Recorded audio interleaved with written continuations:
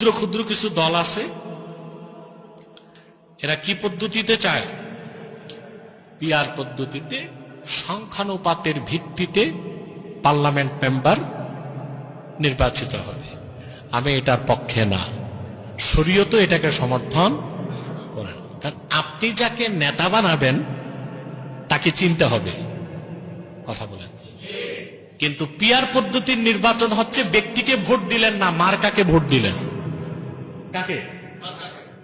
তারপরে সংখ্যানুপাতের ভিত্তিতে parliament member হবে, অর্থাৎ বাংলাদেশে যে দল 1% ভোট পাবে সে 3টা আসন পাবে সংসদে।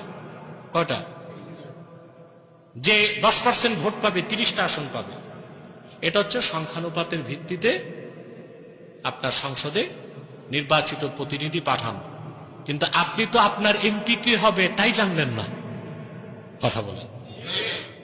তো পরবর্তীতে দেখা গেল সংখ্যানুপাতের ভিত্তিতে নির্বাচন হয়ে গেল, আপনার এলাকার ভাগে পড়লো এমন এক এমপি যে মাদারজাত চোর। কি করবেন তখন? কোরআন কি থাকবে? আমি কিন্তু গালি দেই নাই। মাদারজাত চোর মানে জন্মসূত্রে চোর, মানে ওর বাপও চোর ছিল, ও কি চোর, কিছু করার থাকবে? 2 নাম্বার সমস্যা যেটা হবে আমি বলে দিচ্ছি, আমাদের দেশের জন্য হুমকি।